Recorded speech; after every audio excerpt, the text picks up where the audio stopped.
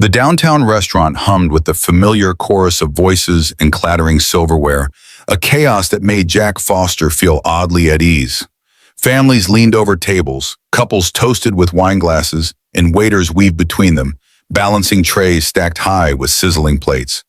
The Riverview Grill wasn't fancy, not the kind that charged extra for candlelight or background violinists, but it had something Jack valued more, the kind of noise that made him and his daughter feel less conspicuous. Two people folded into the comfortable anonymity of the crowd. At his corner table, Jack sat with Sophie, his 10-year-old daughter, whose plate of macaroni and cheese was already half finished. Her feet swung a little above the floor, her sneakers never quite reaching the ground, and she tapped them in time with the jukebox music faintly audible above the chatter. Jack watched her with the quiet, steady focus of a man who found peace not in extravagance, but in the small expressions of his child's happiness. "Dad, look," Sophie whispered, holding up a spoon with a piece of macaroni perched precariously on top. She balanced it like a tightrope walker before tilting the spoon just enough for the pasta to tumble back onto her plate. She giggled at her own game, proud of such a small victory. Jack chuckled, shaking his head. "That's some impressive balance. Maybe I should sign you up for the circus." She laughed louder, leaning over the table as though sharing a secret. "Only if you're the clown dad. You'd have to wear the big shoes." The joke landed exactly the way Jack hoped it would. Not because he loved being the punchline, but because her laughter filled the air like the only music he ever needed. He took another bite of his meal, nothing more than a burger and fries, but each bite tasted better for the company across from him. For Jack, evenings like this weren't routine. They were reminders. Ever since he had taken on the role of raising Sophie on his own, he understood the fragile weight of every moment. She was growing quickly, slipping through the years like water through his fingers, and each dinner, each laugh, each inside joke became a memory worth holding on to. Sophie leaned her chin on her hand, watching him with a curious gaze that always seemed older than her age. "You look tired," she said softly, a note of concern threading her voice. Jack smiled, brushing the comment aside with a warmth that masked the truth. "That's because you wore me out at the park earlier. You run faster every week." "Not faster than you," she replied, quick and sure, her eyes shining with the absolute belief that her father was unstoppable. He didn't correct her. He didn't tell her that his knees ached more now than they used to, or that the long days at the construction site took their toll in ways he never spoke of. To her, he wanted to be exactly what she saw. The man who could always keep up. The man who never fell behind. Around them, the restaurant carried on. Waiters shouting orders, the clink of glasses from the bar, a burst of laughter from a nearby table of coworkers celebrating something trivial. To most people, Jack was just another tired father trying to keep up with the simple ritual of dinner out. And that was how he preferred it. He had lived other lives in other uniforms, carrying other responsibilities. But here at this table, he was simply Sophie's dad. He reached across the table, brushing an invisible crumb from her cheek. "Eat a little more, sweetheart. Then maybe we'll split a dessert." Her face lit up instantly. "Ice cream, ice cream." He confirmed, though he knew the sugar rush would keep her awake longer than he'd like. Some rules were meant to bend on ordinary evenings like this. Neither of them noticed not yet how quickly ordinary was about to vanish. Sophie was in the middle of describing how her school's art teacher always made the paint water look like rainbow soup when her voice trailed off. Her gaze shifted toward the bar across the restaurant, her fork pausing midair. Jack noticed the change immediately. The way her brows knit together, the way her body leaned slightly away from what she saw. "Dad," she tugged gently at his sleeve, her tone quiet, uneasy. "That lady looks scared." Jack followed her line of sight. Near the bar, a young woman, maybe mid-20s, her hair pulled back neatly in a professional style, stood with her back pressed toward the wall. She wore a tailored charcoal suit that spoke of corner offices and client meetings, but her composed appearance was fracturing around the edges. Two men flanked her, leaning too close, their voices carrying just enough for nearby tables to hear. They laughed, but it wasn't the kind of laughter that invited joy. It was sharp mocking, the kind that made the listener shrink rather than smile. The woman shook her head, clearly saying no, but the men acted as though the word had no weight. One reached casually toward her arm, the gesture too familiar for strangers. She tried to sidestep, but he blocked her way with the deliberate ease of someone who thought no one would stop him. Jack's eyes flicked quickly around the room. People had noticed. He could see it in the quick glances, in the way diners lowered their heads and pretended to study their menus more intently. A couple at the booth nearest the bar whispered behind their hands. One man pulled out his phone but used it only as a shield, scrolling blankly rather than dialing for help. The restaurant staff exchanged nervous looks but didn't move. Silence in that moment was louder than any sound. Sophie shifted in her chair, her small hands curling into fists against the table. "Why isn't anyone helping her?" she whispered. Jack felt the question land heavier than it should have. He had seen this kind of scene before, not in restaurants, but in other places, in other countries, where hesitation carried consequences too great to ignore. Here, though, the stakes felt no less real. A crowded room full of capable people all choosing to look away. His daughter's eyes were fixed on him now, wide and searching. She had already drawn her conclusion. If no one else would act, her father would. Jack exhaled slowly, the air steadying him, even as the muscles along his jaw tightened. For a moment, he remained perfectly still, his burger half-eaten, his napkin resting neatly on his lap. But inside, a voice he hadn't heard in years was waking up.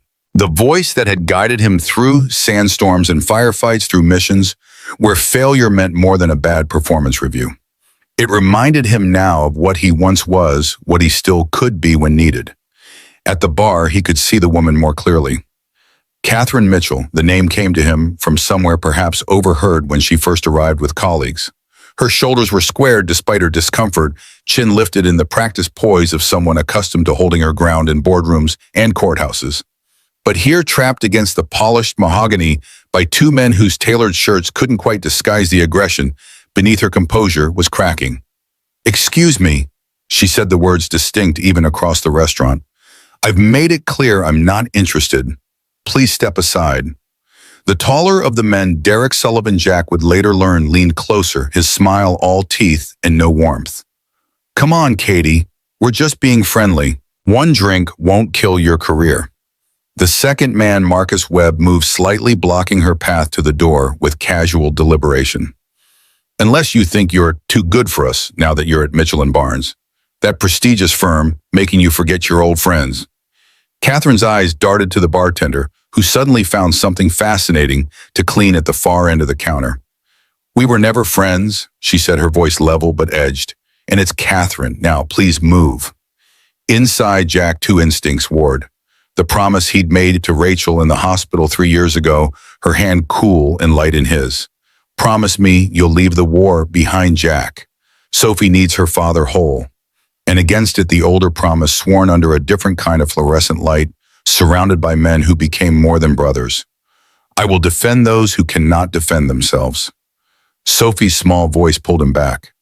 "Dad," she really looked scared. Jack's decision was already made. He placed his napkin carefully on the table beside his plate, as if it were the most ordinary gesture in the world. Then he leaned closer to Sophie, his voice soft but firm. "Stay right here, sweetheart. Sometimes the right thing isn't the easy thing. Don't move until I come back." Her lips parted, an instinct to protest forming, but the authority in his tone stilled her. She nodded once reluctantly, her fingers gripping the edge of the table as though anchoring herself in place. Jack pushed his chair back, the scrape of wood against tile drawing no attention compared to the laughter from the bar. As he rose, Derek's hand finally brushed against Catherine's sleeve. She pressed back into the wall, her eyes darting around the room in a silent plea. No one met her gaze, no one except Jack. Jack moved with the calm deliberation of someone who understood the weight of choices. Every step he took away from his daughter and toward the bar felt measured, precise, not rushed, not hesitant, but inevitable. His height and steady frame didn't make him the largest man in the restaurant, yet there was a gravity in his posture that drew quiet attention even before his words. Sophie's small voice followed him in a whisper, though he didn't turn back. "Be careful, Dad." He heard her, every syllable etched into him, and it anchored his resolve. This wasn't about confrontation for the sake of pride. It was about the example he would set for her, what she would remember years from now when faced with her own choices. Would she recall her father shrinking into silence? Or would she remember that he stood when no one else would? Catherine tried again to sidestep the men, but they shifted with her, a choreographed wall closing in. Derek leaned closer, his words low but audible. "Come on, just one drink. Don't make it difficult." Her voice broke slightly. I said no. Jack's pace didn't quicken, though his heartbeat did. He placed his hand gently on the counter near the bar, the action drawing Catherine's startled eyes toward him. For a fraction of a second, relief flickered there, quickly replaced by disbelief. Someone was actually stepping forward. Jack closed the final distance. His presence suddenly filled the narrow space between Catherine and her pursuers. His face, moments ago warm and amused at Sophie's jokes, had shifted into something sharper, controlled, unreadable, but firm enough to demand attention. Derek straightened, clearly irritated by the interruption. Hey buddy, mind your own business. His smirk was the kind worn by men accustomed to getting away with too much for too long. Jack's eyes didn't leave Catherine.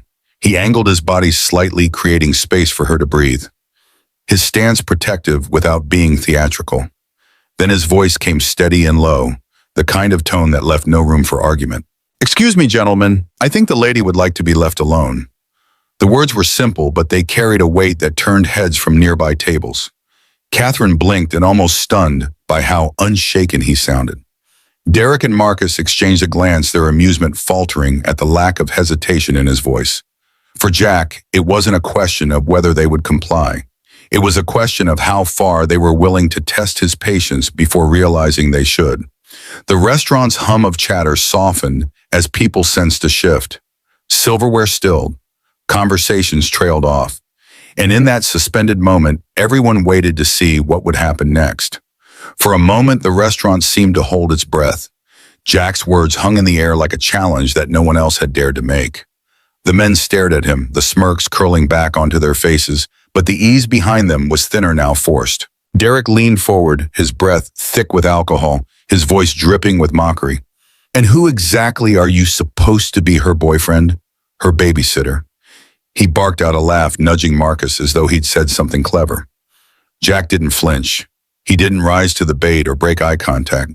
He simply shifted his stance, placing one foot slightly forward, his shoulders squared. Calm, immovable. I said, let her go. Marcus's grin widened, though there was an edge of irritation creeping in. What if we don't? He asked, his tone light, but his jaw tightening beneath the surface. His hand still lingered near Catherine's arm, as if to prove he wasn't about to take orders from a stranger.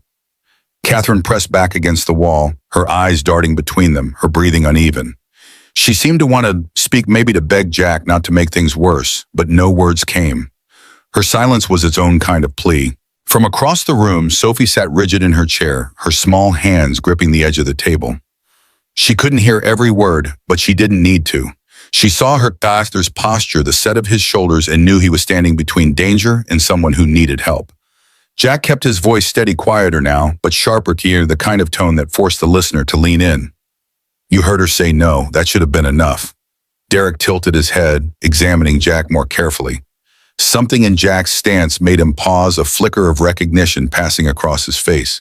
His eyes narrowed, taking in the way Jack held himself, the economy of movement, the absolute stillness that spoke of training